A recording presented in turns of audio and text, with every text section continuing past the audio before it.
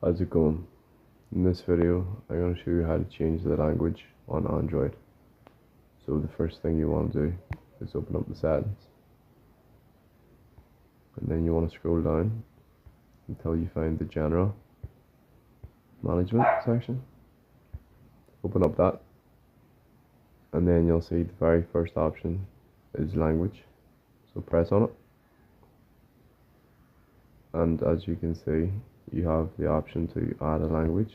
So press that, and then you can scroll through the list of all the languages. I'll choose Espanol, and then it'll give you different regions within that language, but we'll just go with the suggested one. And then finally, it'll ask you if you want to set that language as the default language.